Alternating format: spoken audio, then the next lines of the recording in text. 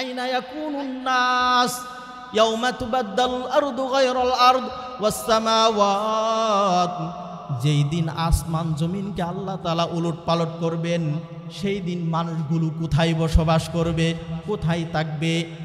নবীজি সাল্লাল্লাহু আলাইহি ওয়াসাল্লাম বললেন, হুম ফিজ যুলুমাতি দুনাল জিসর, সমস্ত মানুষ সেই দিন পুলসিরাতের পারে অন্ধকারের ভিতরে অপেক্ষা করতে থাকবে, পুলসিরাতের পারে থাকবে। প্রত্যেকের ভিতরে অনেক পেরেশানি চিন্তা থাকবে, হাই যদি আজকে আমার আমল নামা ভালো না হয়, তাহলে এই পুলসিরাতের উপর দিয়ে আমি কেমনে পার হব? পার হইতে গিয়া কিছু কিছু মানুষ যেই মাত্র পুলসিরাতের পোলের উপর পা বাড়াবে, সাথে সাথে পুলসিরাতের পোলের নিচেই হলো জাহান্নাম, সাথে সাথে কেটে টুকরো হয়ে জাহান্নামের ভিতরে পড়ে যাবে। পুলসিরাতের পথ পাড়ি দেওয়া ব্যতীত কেউ জান্নাত বা জাহান্নামে যেতে পারবে না। যদি পাড়ি দিতে পারে তাহলে জান্নাত, আর যদি পাড়ি না দিতে পারে তার জন্য অপেক্ষা করতেছে ভয়ঙ্কর জাহান্নাম। সেই দিন মানুষ পুলসিরাতের পোলের পারে থাকবে। এবার ইহুদি প্রশ্ন করলেন, ফামা তুহফাতুহুম ইয়াদখুলুনাল জান্নাহ, যখন মানুষ জান্নাতের ভিতরে প্রবেশ করবে তখন প্রত্যেক জান্নাতীর সর্বপ্রথম উপঢৌকন কি হবে, তাকে কি হাদিয়া দেওয়া হবে? নবীজি বললেন, যখন জান্নাতীরা সর্বপ্রথম জান্নাতের ভিতরে প্রবেশ করবে, জিয়াদাতু কাবিদিন নুন, আল্লাহ পাক রব্বুল আলামিন এক একজন জান্নাতীকে সর্বপ্রথম মাছের কলিজা ভুনা দিয়ে তাকে খাবার দিবে। সুবহানাল্লাহ। ইন্নাল্লাযীনা আমানু ওয়া আমিলুস সালিহাত কানাত লাহুম জান্নাতুল ফিরদাউসি নুজুলা। হে তামাম দুনিয়ার মানুষ, যারা আমি আল্লাহর প্রতি ঈমান আনবে আর যারা সৎকর্ম করবে, তোমাদের জন্য রয়েছে জান্নাতুল ফিরদাউস। আল্লাহ ঘোষণা দিয়েছেন জান্নাতুল ফিরদাউস। জান্নাত আবার কেমন জিনিস, জান্নাতের মধ্যে কি কি নিয়ামত আল্লাহ রেখে দিয়েছেন। শুধু জান্নাত দিবেন, কিন্তু জান্নাতের ভিতরে আমাদের জন্য কি শান্তি আছে, কি নিয়ামতের ব্যবস্থা আল্লাহ পাক রব্বুল আলামিন করে রেখে দিয়েছেন, এইটা যদি আমাদের জানা না থাকে আমরা কিন্তু এই কাজ করে ইবাদত বন্দিগি করে মজা পাবো না। তাই আমাদের লাভ জানার দরকার আছে না নাই? লাভ জানার দরকার আছে না? তো লাভ আমরা রাসূলুল্লাহ সাল্লাল্লাহু আলাইহি ওয়াসাল্লামের হাদিস থেকে শুনে আসি। রাসূল করিম সাল্লাল্লাহু আলাইহি ওয়াসাল্লাম হাদিসে কুদসি বর্ণনা করেন। হাদিসে কুদসি মানে যেটা নবীজির ভাষায়, নবীর জবান দিয়ে উচ্চারিত হয়েছে, কথাটা সরাসরি আল্লাহর। আর আল্লাহ তাআলা যেই কথাগুলো বলেছেন, যেগুলো কোরআনুল কারীমে সরাসরি এসেছে, এর বাহিরে রাসূলের মাধ্যমে যা জানিয়েছেন, নবীর জবান দিয়ে যা বের হয়েছে, এগুলো কোরআনের আয়াত না। কোরআনের আয়াত ব্যতীত রাসূলের মুখ দিয়ে যেই সমস্ত হাদিসগুলো সরাসরি আল্লাহর নাম শুরুতে আল্লাহর নাম লাগিয়ে ব্যবহার করেছেন, এগুলো হলো হাদিসে কুদসি। নবীজি হাদিসে কুদসি বর্ণনা করেন, ক্বালা রাসূলুল্লাহ সাল্লাল্লাহু আলাইহি ওয়াসাল্লাম, ক্বালা আল্লাহু তাআলা আ'দাদতু লিইবাদিয়াস সালিহিন মা লা আইনুন রাআত ওয়ালা উযুনুন সামিআত। আল্লাহ পাক রব্বুল আলামিন বলেন, আমার নেককার বান্দাদের জন্য আমি জান্নাতের ভিতরে এত নিয়ামত প্রস্তুত করে রেখে দিয়েছি, এত সকল নিয়ামত প্রস্তুত করে রেখে দিয়েছি, মা লা আইনুন রাআত, দুনিয়ার জমিনে দুনিয়ার কোনো চক্ষু সেটা কোনো দিন দেখে নাই। আল্লাহ জান্নাতে যেই নিয়ামতগুলো রেখে দিয়েছেন, দুনিয়ার কোনো চক্ষু কোনো দিন দেখে নাই। নবীজি বলেন হাদিসে কুদসি আল্লাহ তাআলা বলছেন ওয়ালা উযুনুন সামিআত, এমন কোনো কান নাই, এমন কোনো কান নাই যার বর্ণনা কানে শুনেছে। জান্নাতে আল্লাহ কেমন নিয়ামত রেখে দিয়েছেন, এত নিয়ামত রেখে দিয়েছেন দুনিয়ার কোনো কান কোনো দিন শুনে নাই, চোখেও তো দেখে নাই, কানেও শুনে নাই। কই মানুষ চোখে দেখে না, কানে শুনে না, কিন্তু মানুষ এমন কিছু আছে যেগুলো মানুষ কল্পনা করে। দুনিয়ার জমিনে বহু মানুষ আছে মনে মনে কল্পনা করে, হায় আমি যদি এই দেশের প্রধানমন্ত্রী হতে পারতাম। না আছে না নাই? কারো কারো এইরকম চিন্তা থাকে, এইরকম কল্পনা আসে, আমি যদি এই এলাকার চেয়ারম্যান হইতাম, আমি যদি এমপি হইতাম। মানে দুনিয়াদার তো দুনিয়া নিয়ে চিন্তা ভাবনা, এমন কল্পনা আসে না নাই? আসে, এমন কল্পনা আসে। জান্নাত কেমন? নবীজি বলেন হাদিসে কুদসি ওয়ালা খতরা আলা কলবি বাশার, যে মানুষের অন্তর কোনো দিন কল্পনাও করে নাই। আল্লাহ জান্নাতে এত নিয়ামত রেখে দিয়েছেন, দুনিয়ার চক্ষু দেখে নাই, দুনিয়ার কোনো কান শোনে নাই, কোনো মানুষের কল্পনার ভিতরেও কোনো দিন আসে নাই। জান্নাতে আল্লাহ এত নিয়ামত রেখে দিয়েছেন। আল্লাহ এত এত কি নিয়ামত রাখলেন? নবীজের আরেকটি হাদিস আমরা শুনি। আল্লাহ রসুল সাল্লাল্লাহু আলাইহি ওয়াসাল্লাম একজন দাস ছিল, দাসের নাম হলো সাওবান। দাসের নাম কি? সাওবান। হযরতে সাওবান রাদিয়াল্লাহু তাআলা আনহু বলেন কুনতু কাইমান ইনদা রাসূলিল্লাহি সাল্লাল্লাহু আলাইহি ওয়াসাল্লাম, আমি একদিন নবীজি সাল্লাল্লাহু আলাইহি ওয়াসাল্লামের সম্মুখে দাঁড়ানো। এমতো মুহূর্তে যা হিবরুম মিন আহবারিল ইয়াহুদি, ইহুদিদের পাদ্রীদের ভিতরে একজন পাদ্রী নবীজি সাল্লাল্লাহু আলাইহি ওয়াসাল্লামের কাছে আসলো। এসে বললেন আসসালামু আলাইকা ইয়া মুহাম্মদ। কি বলেছেন শুনেন, আসসালামু আলাইকা ইয়া মুহাম্মদ, হে মুহাম্মদ তোমার প্রতি শান্তি বর্ষিত হোক। সাওবান বলেন যেই মাত্র এই ইহুদি পাদ্রী নবীজিকে সরাসরি ইয়া মুহাম্মদ বলে ডাক দিয়েছে, আমি খুব রাগ হলাম। ফাদাফাতুহু দাফাতান, সাথে সাথে আমি ওই পাদ্রীকে এমন জোরে ধাক্কা মারলাম, ধাক্কা মারার সাথে সাথেই পাদ্রী কানা ইউসরাউ মিনহা, জমিনের ভিতরে পড়ে গেল। না নবীজিকে নাম ধরে ডাকছে। ফাকাল আল ইহুদি, ইহুদি বলল লিমা তাদফাউনি, তুমি আমাকে কেন ধাক্কা মারলে? আমার অপরাধ কি, আমার দোষ কি? সাওবান রাদিয়াল্লাহু তাআলা আনহু বলেন ফাকুলতু আলা তাকুল ইয়া রাসূলুল্লাহ, কেন তুমি কি বলতে পারো না ইয়া রাসূলুল্লাহ? তুমি কেন ইয়া মুহাম্মদ বললে? এবার ওই পাদ্রী বলতেছেন ইন্নামা নাদউহু, যে আমি তো তাকে সেই নামেই ডেকেছি আল্লাযী সাম্মানি বিহি আহলুহু, যেই নাম তার পরিবার তাকে নামকরণ করেছে। নবীজির নাম কি ছিলেন? মুহাম্মদ। সবাই সাল্লাল্লাহু আলাইহি ওয়াসাল্লাম পড়েন। নবীজির নাম ছিল মুহাম্মদ, তাই পাদ্রী এসে নবীজিকে ইয়া মুহাম্মদ বলে সালাম দিয়েছে। আমি তো তাকে সেই নামেই ডেকেছি যেই নামে তার পরিবার নামকরণ করেছে। নবীজি এবার সাওবানকে শান্ত করলেন, সাওবান তুমি একটু শান্ত হও। ইন্না ইসমি মুহাম্মদ, নবীজি বলেন আমার নাম মুহাম্মদ। আল্লাযী সাম্মানি বিহি আহলি, এই নামেই আমার পরিবার আমাকে নামকরণ করেছে। এবার সাওবান একটু শান্ত হলেন। সাওবান শান্ত হওয়ার পর এবার ইহুদি পাদ্রী বলতেছেন জিতু আসআলুকা আন শাই, ওগো আল্লাহর নবী আমি আপনার কাছে এসেছি, কিছু বিষয় জিজ্ঞাসা করার জন্য আপনার কাছে এসেছি। নবীজি বললেন আয়ানফাউকা ইন হাদ্দাসতুকা, তুমি যে আমাকে কিছু বিষয় জিজ্ঞাসা করার জন্য এসেছো, আমি যদি সেই বিষয়গুলো তোমাকে বলি তাহলে তোমার কি কোনো উপকার হবে?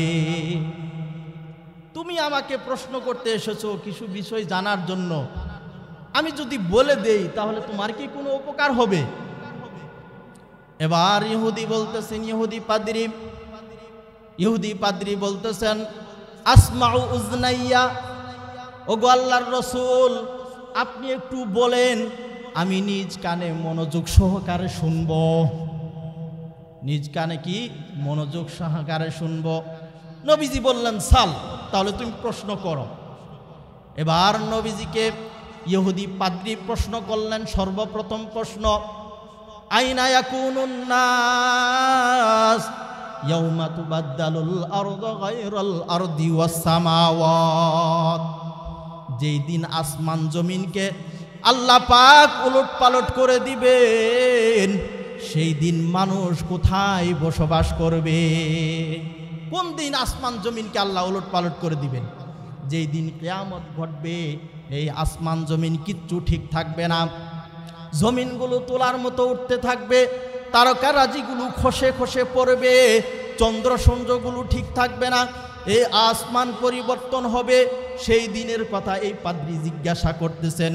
পাদ্রীর জিজ্ঞাসা করার উদ্দেশ্য হলো, মুসলিমের বর্ণনায় এসেছে এই পাদ্রী সে ওই যে তাওরাত কিতাব অধ্যয়ন করেছে, তাওরাত কিতাবের ভিতরে পড়েছে যে এই প্রশ্নগুলোর উত্তর একমাত্র নবীরা ছাড়া কেউ দিতে পারে না, একমাত্র নবী ছাড়া কেউ দিতে পারবে না। সুতরাং আমি এই প্রশ্নগুলো করি, যদি উত্তর দিতে পারে তাহলে বুঝবো সে সত্য নবী। তাহলে প্রথম প্রশ্ন কি করলেন, আইনা ইয়াকুনুন নাস ইয়াউমা তুবাদদালুল আরদু গায়রাল আরদ ওয়াস সামাওয়াত, যেই দিন আসমান জমিনকে আল্লাহ তাআলা উলট পালট করবেন, সেই দিন মানুষগুলো কোথায় বসবাস করবে, কোথায় থাকবে? নবীজি সাল্লাল্লাহু আলাইহি ওয়াসাল্লাম বললেন, হুম ফিজ যুলুমাতি দুনাল জিসর, সমস্ত মানুষ সেই দিন পুলসিরাতের পারে অন্ধকারের ভিতরে অপেক্ষা করতে থাকবে, পুলসিরাতের পারে থাকবে।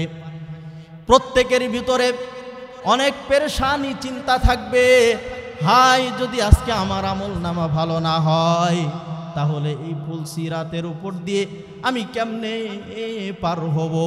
পার হইতে গিয়া কিছু কিছু মানুষ যেই মাত্র পুলসিরাতের পোলের উপর পা বাড়াবে, সাথে সাথে পুলসিরাতের পোলের নিচেই হলো জাহান্নাম, সাথে সাথে কেটে টুকরো হয়ে জাহান্নামের ভিতরে পড়ে যাবে।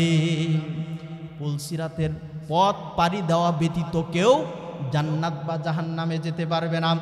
যদি পাড়ি দিতে পারে তাহলে জান্নাত, আর যদি পাড়ি না দিতে পারে তার জন্য অপেক্ষা করতেছে ভয়ঙ্কর জাহান্নাম। সেই দিন মানুষ পুলসিরাতের পোলের পারে থাকবে। এবার ইহুদি প্রশ্ন করলেন, ফামা তুহফাতুহুম ইয়াদখুলুনাল জান্নাহ, যখন মানুষ জান্নাতের ভিতরে প্রবেশ করবে তখন প্রত্যেক জান্নাতীর সর্বপ্রথম উপঢৌকন কি হবে? তাকে কি হাদিয়া দেওয়া হবে? নবীজি বললেন, যখন জান্নাতীরা সর্বপ্রথম জান্নাতের ভিতরে প্রবেশ করবে, জিয়াদাতু কাবিদিন নুন, আল্লাহ পাক রব্বুল আলামিন এক একজন জান্নাতীকে সর্বপ্রথম মাছের কলিজা ভুনা দিয়ে তাকে খাবার দিবে। সুবহানাল্লাহ, জিয়াদাতু কাবিদিন নুন। নবীজি বললেন যে সর্বপ্রথম মাছের কলিজা ভুনা দিয়ে একজন জান্নাতীকে সর্বপ্রথম নাস্তা দিবেন। সেই কলিজা ভুনা, মাছের কলিজা ভুনা আমাদের খাইতে মনে চাই কি চায় না? আরে দুনিয়ার মাছ না, এটা হলো জান্নাতের মাছ, জান্নাতের মাছ। ওই যে শুরুতেই নবীজির হাদিস বলেছি, মালা আইনুন রাআত ওয়ালা উযুনুন সামিআত, আল্লাহ তাআলা জান্নাতের ভিতরে এত নিয়ামত প্রস্তুত করে রেখে দিয়েছেন, দুনিয়ার চক্ষু কোনোদিন দেখে নাই, কোনো কান কোনোদিন শোনে নাই, এত নিয়ামত আল্লাহ তাআলা রেখে দিয়েছেন। সুতরাং উপমা স্বরূপ আপনাদেরকে একটু বলতে হয়, তাই বলি। কিন্তু জান্নাতের মাছের কলিজা ভুনা কত মজার হবে এটা তো বর্ণনা দিয়ে শেষ করতে পারবো না। নবীজি বললেন জিয়াদাতুকা বিদিন নুন। এবার ইহুদি প্রশ্ন করেছেন, এবার ইহুদি প্রশ্ন করতেছেন যে সর্বপ্রথম কাদেরকে জান্নাতে প্রবেশ করার অনুমতি দেওয়া হবে? সর্বপ্রথম কাদেরকে জান্নাতে প্রবেশের অনুমতি দেওয়া হবে? এবার নবীজি বলতেছেন হুম ফুকারাউল মুহাজিরিন, যে আমার উম্মতের ভিতরে ওই সমস্ত মানুষদেরকে সর্বপ্রথম জান্নাতে প্রবেশের অনুমতি দেওয়া হবে আমার উম্মতের ভিতরে যারা গরিব এবং মুহাজির। সুবহানাল্লাহ বলুন। আল্লাহ দরিদ্রদের মর্যাদার কথা নবীজির জবান দিয়ে বের করেছেন। সর্বপ্রথম দরিদ্র মুহাজিররা জান্নাতের ভিতরে প্রবেশ করবে। এরপর প্রশ্ন করলেন ইহুদি ফামা গিযাউহুম, যে তাদের সর্বপ্রথম কি খাবার দেওয়া হবে? নবীজি বললেন সাউরুল জান্নাহ, যে জান্নাতের ভিতরে এমন কিছু গাবি আছে, গরু আছে যেগুলো জান্নাতের ভিতরে বিচরণ করতেছে। ইউনহারু লাহুম সাউরুল জান্নাহ, এগুলোকে জবাই করিয়া জান্নাতীদের জন্য খাবার দেওয়া হবে। সুবহানাল্লাহ, সুবহানাল্লাহ একটু জোরে বলতে পারেন না? এত নিয়ামতের কথা শুনি, এই জবান তো আল্লাহ তাআলা দিয়েছেন। কি বলেন? কে দিয়েছেন? আল্লাহ তাআলা দিয়েছেন। তো আল্লাহর বরত্ব, আল্লাহর গুণগান জবান দিয়ে বলবো, এতে আমাদের কৃপণতা কিসের? দিয়েছেন তো আল্লাহ, আল্লাহর বরত্ব গুণগানে একটু গান না, জোরে জোরে গান না। সুবহানাল্লাহ, সুবহানাল্লাহ, সুবহানাল্লাহ, সুবহানাল্লাহ। দুনিয়ার ভিতরে এখন বর্তমান সময়ে মানুষকে বোঝানো সহজ, দেশি গরু আর ফার্মের গরু, দুই গরুর গোশত কি মজায় একরকম হয়? কি বলেন? হয়? অনেক পার্থক্য হইয়া যায়। কেন পার্থক্য হয়? কয় যেগুলো দেশি গরু এগুলো সাধারণভাবে জমির ভিতরে বিচরণ করে ওই দুবলা ঘাসগুলো, ভালো ভালো ঘাসগুলো খায়, এই জন্য তার শরীর ভালো থাকে, তার গোশতর কোষগুলো ভালো হয়, ওগুলো থেকে তেমন গন্ধ আসে না, মানুষ খাইতে মজা পায়। আর ফার্মেরগুলো বিভিন্ন কেমিক্যাল দিয়ে কিছু খাদ্য তৈরি করা হয়, এগুলো খাওয়ার কারণে এই গোশতগুলো দেশি গরুর গোশতর মতো মজা লাগে না। আর যদি গোশতটা এমন হয়, এমন গাভীর গোশত হয়, এমন গরুর গোশত হয়, যেই গরু জান্নাতের ভিতরে বিচরণ করে খাবার খায়, সেই গরুর গোশত কতই না মজা হবে। অনেক মজা হবে না ভাই? অনেক মজা হবে।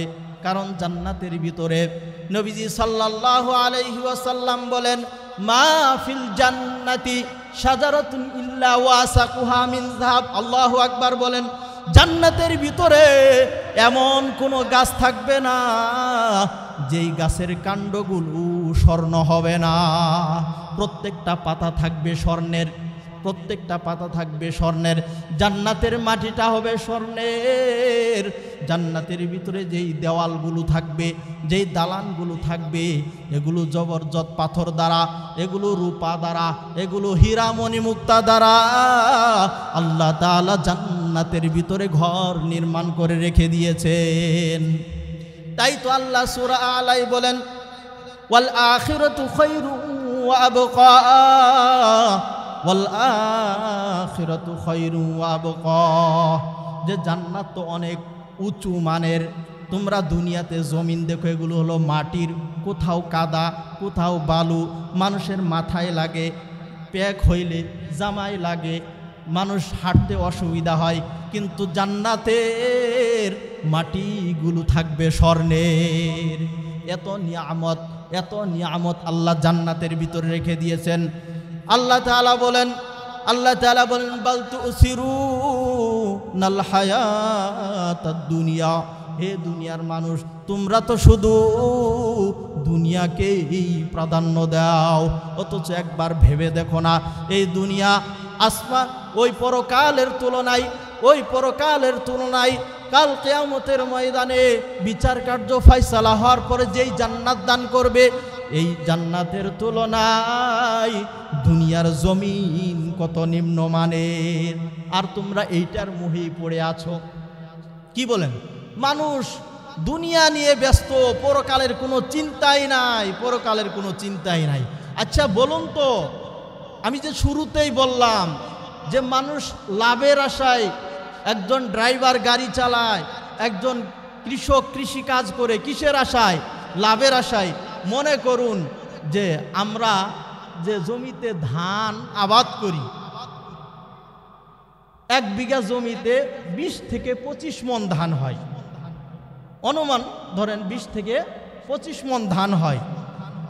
তো 1 বিঘা জমিতে মনে করেন খরচ আছে 10,000 টাকা। তো 20 মণ ধানের দাম ধরেন 22 থেকে 23,000 টাকা। 22 থেকে 23,000 টাকা কামানোর জন্য 10,000 টাকা খরচ।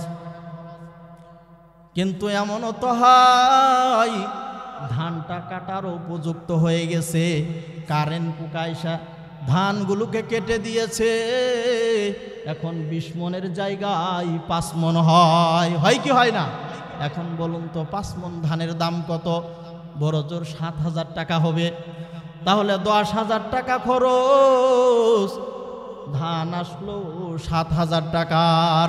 এখন সব সময় কি লাভই হয় না? লসও আছে, লসও আছে। এই জায়গায় 3,000 লস হয়ে গেছে। মাঝখান থেকে যেই পরিশ্রম হয়েছে, এই পরিশ্রমটাও তো বৃথা। তাহলে দুনিয়ার কর্মের পিছনে লাভও আছে, মাঝে মধ্যে ক্ষতিরও সম্মুখীন হতে হয়। কিন্তু মালিকের কাজ যদি আমরা করি, আল্লাহ পাক রব্বুল আলামিনের কাজ যদি আমরা করি, তাহলে আল্লাহ রব্বুল আলামিন বলেন, ফামান ইয়ামাল মিসকালা যাররাতিন খায়রান ইয়ারা। যদি কোনো বান্দা যাররা পরিমাণ ভালো কাজ করে, আমি আল্লাহ তার প্রতিদান পূর্ণাঙ্গভাবে দিব। সুবহানাল্লাহ। তাহলে আল্লাহর কাজের ভিতরে কোনো লস নাই, আল্লাহর কাজের ভিতরে প্রতিদানের ভিতরে কোনো কমতি থাকবে না। তাহলে আল্লাহর প্রতিদানের ভিতরে যদি কমতি না থাকে, তাহলে এই কাজ আমাদের করার দরকার আছে না নাই? দুনিয়ার কাজের ভিতরে লস আছে, কিন্তু আখিরাতের কাজের ভিতরে কোনো লস নাই, কোনো লস নাই। কিন্তু মানুষ কত বুকার স্বর্গে বসবাস করে, দুনিয়ার কাজের পিছনে ব্যস্ত, পরকালের কাজের কোনো বালাই নাই, খবরই নাই। আমরা বড় নাফরমান হয়ে গেছি, আল্লাহ ভুলা হয়ে যাচ্ছি, রসুলের আদর্শ আমাদের ভিতরে নাই, আল্লাহর প্রতি ভালোবাসা আমাদের নাই। আমরা দুনিয়ার পিছনে এত ব্যস্ত, পরকাল যে আছে, আখিরাত যে আছে, আমরা এটা ভুলেই বসে গেছি। আমাদের করার দরকার কি? আমরা করিটা কি? তাহলে আখিরাতের কাজ আমরা এখন থেকে করব তো ইনশাআল্লাহ। মনে আছে হাদিস, ইহুদি কি বলতেছেন যে কি সর্বপ্রথম খাবার কি দেয়া হবে? নবীজি বললেন, তাউরুল জান্নাহ ইউনহারু লাহুম তাউরুল জান্নাহ, যে জান্নাতের ভিতরে যে গাবি গরু থাকবে, এগুলোকে জবাই করে তাদের জন্য খাবারের ব্যবস্থা করা হবে।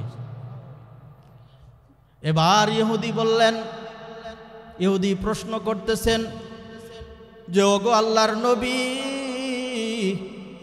জান্নাতের ভিতরে ফামা শারাবুহুম, যে পানীয় বস্তু কি থাকবে, শরবত কি থাকবে? পানীয় বস্তু বুঝেন তো, পানীয় বস্তু অনেক প্রকার, কিন্তু শরবতও পানীয় বস্তু, আবার মদও কিন্তু পানীয় বস্তু। ফামা শারাবুহুম, পানীয় বস্তু কি থাকবে? নবীজি বললেন, মিন আইনিন তুসাম্মা সালসাবিলা, জান্নাতীদের জন্য জান্নাতের ভিতরে শরবতের একটা ঝর্ণা আল্লাহ তাআলা প্রস্তুত করে রেখে দিয়েছেন। সুবহানাল্লাহ। সেই ঝর্ণার নাম কি? নবীজি বলেন, তুসাম্মা ফিহা সালসাবিলা, যার নাম হলো সালসাবিল। তাহলে জান্নাতের ভিতরে আল্লাহ তাআলা কত নিয়ামত রেখে দিয়েছেন। ইহুদি প্রশ্ন করতেছেন, নবীজি উত্তর দিতেছেন। একটা পর্যায়ে ইহুদি বললেন, সদাক্তা, আপনি সত্য বলেছেন। ইহুদি কি বলে? সদাক্তা, আপনি সত্য বলেছেন। নবীজি বড় আশ্চর্য, কি ব্যাপার? ইহুদি বলে সদাক্তা, তার মানে বিষয়টা ইহুদি ভালোভাবে ঘাটাঘাটি করেছে। আহলে কিতাব, সে পূর্ব থেকেই কিতাব অধ্যয়ন করেছে, নবীজির কথার সমর্থন করলেন। যে এবার ইহুদির মনের ভিতরে বিশ্বাস আসলো, পাদ্রীর মনের ভিতরে বিশ্বাস আসলো যে এ হলো সত্য সত্য নবী। জান্নাতের ভিতরে আল্লাহ এত কিছু রেখে দিয়েছেন। জান্নাতের ভিতরে কোনো কালো মানুষ থাকবে না, জান্নাতের ভিতরে কোনো বেটে মানুষ থাকবে না, জান্নাতের ভিতরে একেবারে লম্বা মানুষ থাকবে না। দুনিয়ার জমিনে কেউ যদি বেটে হয়, কেউ যদি খাটো হয়, তাহলে তার দিলের ভিতরে আফসোস থাকবে, আফসোস থাকে, থাকে কি থাকে না? হ্যাঁ, এই আল্লাহ যদি আমাকে একটু লম্বা বানাইতো তাহলে কতই না ভালো হইতো। আবার যে বেশি লম্বা সেও আফসোস করে। মানুষ বলে যে এই তো নলঠেঙ্গা, ওই তো কোটা, মানুষ বিভিন্ন মস্কারা করে, ঠাট্টা বিদ্রুপ করে। তাই মিডিয়াম সাইজের যদি হইতাম, এমন আফসোস দুনিয়ার জমিনে মানুষের থাকে কি থাকে না?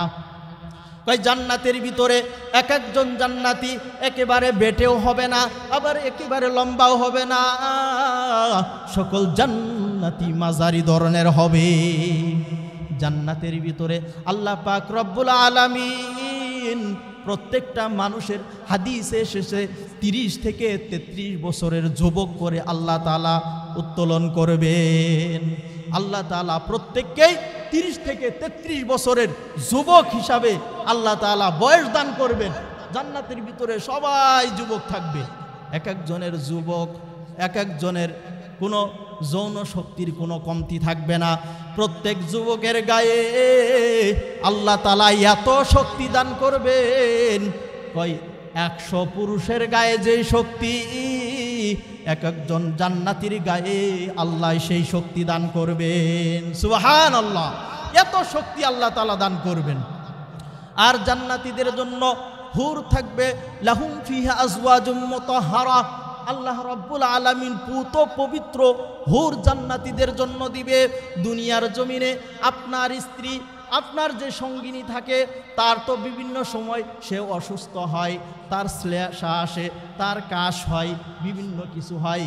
কিন্তু জান্নাতের ভিতরে যেই সমস্ত নারীরা থাকবে সবগুলো আজওয়াজুম মুতাহহারা, আজওয়াজুম মুতাহহারা, এগুলো একদম ক্লিন, পবিত্র, পরিষ্কার থাকবে। সুবহানাল্লাহ বলেন।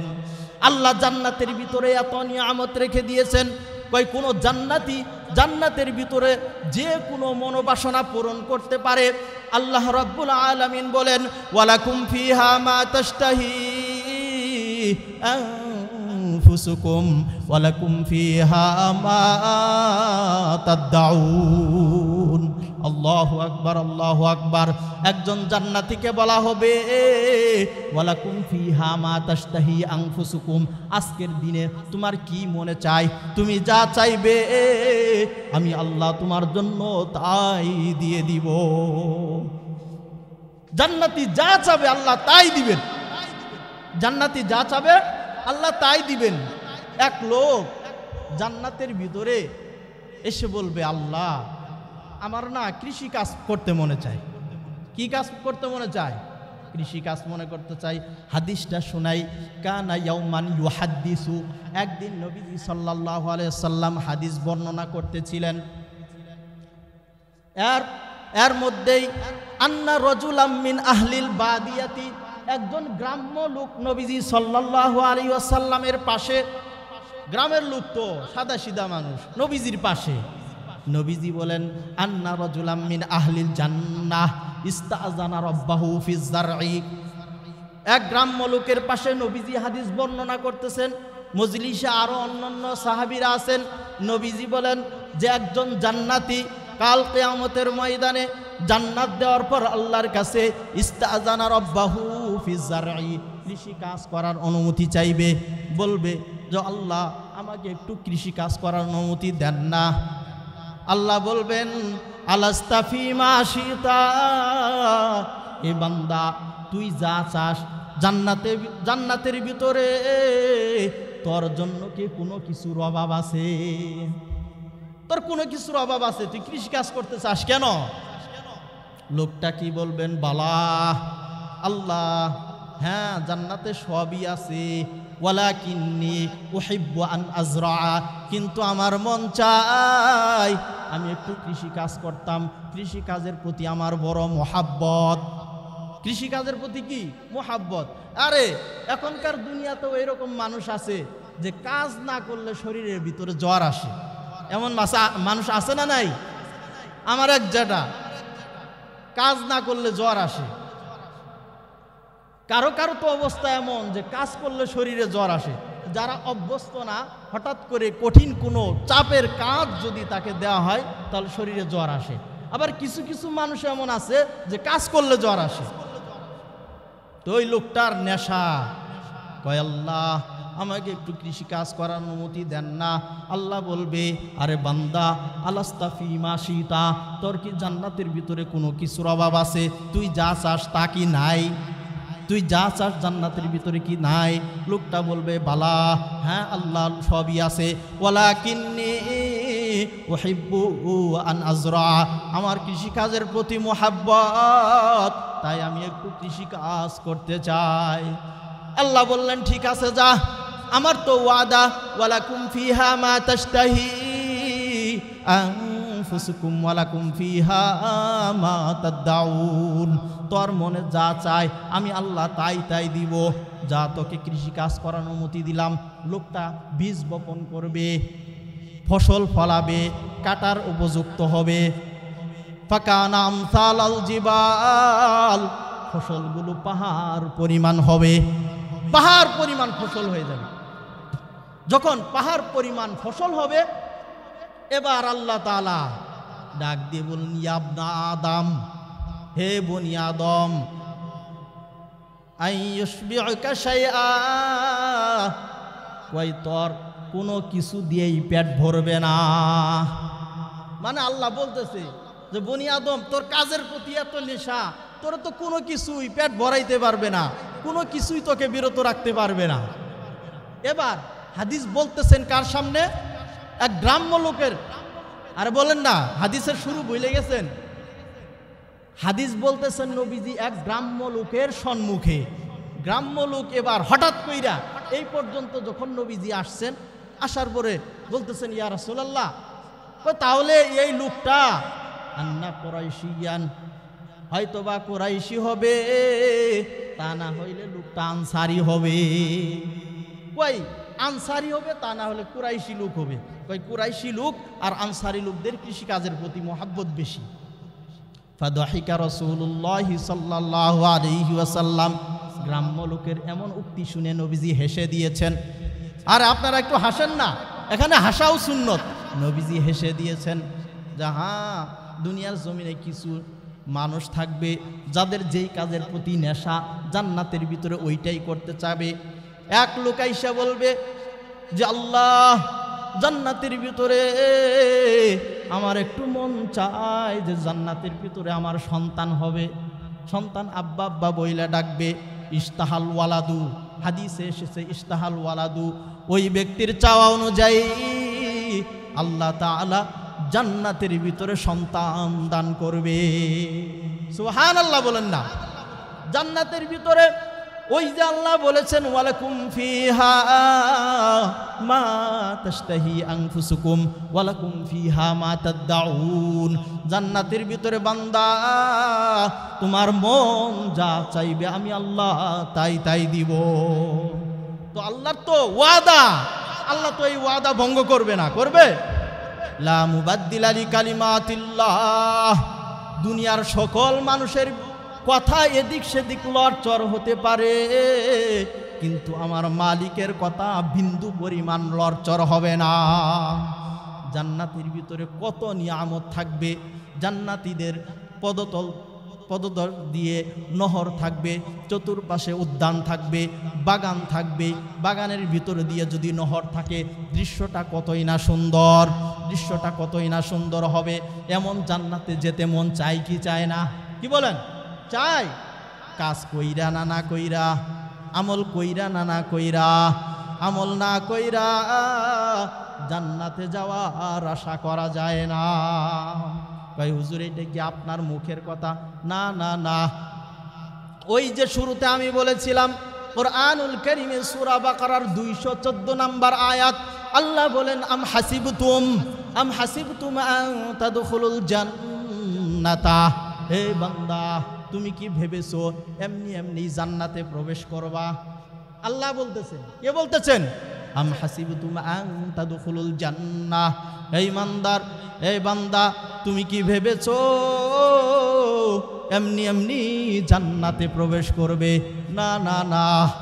ওয়ালাম্মা ইয়াতিকুম মাসালুল লাযীনা খালাউ মিন ক্বাবলিকুম, ওয়ালাম্মা ইয়াতিকুম মাসালুল লাযীনা, তোমাদের পূর্ববর্তীদের উপর এসেছিল এইরকম বিপদ না আসার আগেই কি তোমরা এমনি এমনি জান্নাতে প্রবেশ করবে? এই জান্নাতে যাওয়ার জন্য বহু মানুষের পরীক্ষা দিতে হয়েছে, বহু মানুষের কষ্ট ত্যাগ স্বীকার করতে হয়েছে। যদি এমনি এমনি জান্নাতে যাওয়া যায় তাহলে বহু মানুষ এত ত্যাগ স্বীকার করতো না। ওয়ালাম্মা ইয়াতিকুম মাসালুল লাযীনা খালাউ মিন ক্বাবলিকুম, ওই রকম বিপদ, যেই রকম বিপদ তোমাদের পূর্ববর্তীদের উপরে এসেছিল, ওই রকম পরীক্ষা, যেই রকম পরীক্ষা তোমাদের পূর্ববর্তীদের উপরে এসেছিল। কয় কি পরীক্ষা এসেছিল? আল্লাহ বলেন মাসসাতহুমুল বাসা ওয়াদ-দাররা ওয়াজুলজিলু, কয় এমন বিপদ, এমন অভাব অনটন, এমন দুঃখ দুর্দশা, যেমন ভয়ভীতি তাদেরকে দেখানো হয়েছিল, এমন কম্পন সৃষ্টি তাদেরকে করানো হয়েছিল, তারা বলতে বাধ্য হয়েছে হাত্তা ইয়াকুলার রাসূল ওয়াল্লাযীনা আমানু মাআহু, শুধু মানুষ না রাসূল পর্যন্ত বলেছে হাত্তা ইয়াকুলার রাসূল ওয়াল্লাযীনা আমানু মাআহু মাতা নাসরুল্লাহ, আল্লাহ তোমার সাহায্য কখন আসবে? আজকে ফিলিস্তিনের মুসলমান শুধু কান্না করে আর বলে মাতা নাসরুল্লাহ, আল্লাহ তোমার সাহায্য কখন আসবে? এমন বিপদ তো বাংলাদেশের মুসলমানের উপর নাই, আমাদের উপর নাই। আল্লাহর কত শুকুর, আল্লাহর কত নিয়ামত, আল্লাহ তাআলা আমাদেরকে শান্তিতে বসবাস করার মতো সুযোগ দান করেছেন। মাঝে মধ্যে অনলাইনে দেখলে দু চোখের পানি এসে যায়। হাইরে ট্রাকের ভিতরে পানির ট্রাকের ভিতরে লিংরায়া পানিগুলো মাটির ভিতরে পড়তেছে। ফিলিস্তিনের ছোট ছোট বাচ্চারা মুখটাকে সেই দিকে করে ওই পানিগুলো নিগড়ায়া পড়ে, টপকায়া পড়ে। ওই পানিগুলো মুখের ভিতরে নিয়ে পিপাসা নিবারণ করে। তারা তো বলতেছে মাতা নাসরুল্লাহ। আল্লাহ বলেন আলা ইন্না নাসরাল্লাহি করিব, বান্দা অপেক্ষা কর, আমার সাহায্য বেশি দূরে না, আমার সাহায্য খুব কাছে আছে। আল্লাহ সাহায্য করে দেখাইছেন কি দেখান নাই? বদরের যুদ্ধে একদিকে হাজার হাজার কাফেররা অস্ত্র শস্ত্র নিয়ে, অশ্ব নিয়ে, ঘোড়া নিয়ে তারা একদিকে মুসলমানদের উপর হামলা করবে, আর বদরে 313 জন, 70 থেকে 72 জনের কাছে ঘোড়া বা অস্ত্র আছে, আর সবাই শূন্য হাতে বদরের যুদ্ধে। কি অবস্থা হবে? আল্লাহ পাক রব্বুল আলামিন ওই বদরের নবীজি সাল্লাল্লাহু আলাইহি ওয়াসাল্লাম আর সাহাবীদেরকে সাহায্য করে দেখিয়েছেন। আল্লাহ তাআলা আসমান থেকে আল্লাহ পাক রব্বুল আলামিন প্রথমে 3000 ফেরেশতা দিয়ে সাহায্য করেছেন। বলেন সুবহানাল্লাহ। সরাসরি যুদ্ধের ময়দানে আল্লাহ তাআলা ফেরেশতার মাধ্যমে সাহায্য করেছেন।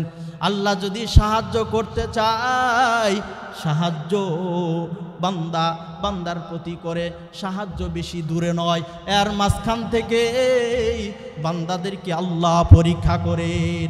তাহলে মাতা নাসরুল্লাহ, এই সমস্ত মানুষ বলতো আল্লাহর সাহায্য কোথায়, কখন আসবে? আল্লাহ সান্ত্বনা করেছেন আলা ইন্না নাসরাল্লাহি করিব, যে আমার সাহায্য খুব কাছে। আমার সাহায্য কাছে মাসাতহুমুল বাসা ওয়াদ-দাররাউ, যে তারা অনেক অভাব অনটন দুঃখ দুর্দশার ভিতরে তারা জীবন কাটিয়েছে, এইভাবে তারা আমল করেছে। তুমি কি এমনি এমনি জান্নাতে প্রবেশ করতে চাও? আরে ভাই, আমল ছাড়া জান্নাতে প্রবেশ করতে চাওয়া এটা বড় বোকামি। আমল না কইরা জান্নাতে যাওয়ার আশা করা এটা বড় বোকামি না?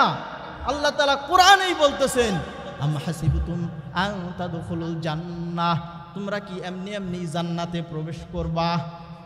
এমনি এমনি জান্নাতে প্রবেশ করতে পারবা না, আমল করে তোমাকে জান্নাতে যেতে হবে। এজন্য জান্নাতের নাজ নিয়ামতের কথা আমরা শুনলাম। তাহলে এমন জান্নাতের মালিক হইতে গেলে আমাদের কি করতে হবে? কষ্ট করতে হবে, আমল করতে হবে। আর আল্লাহ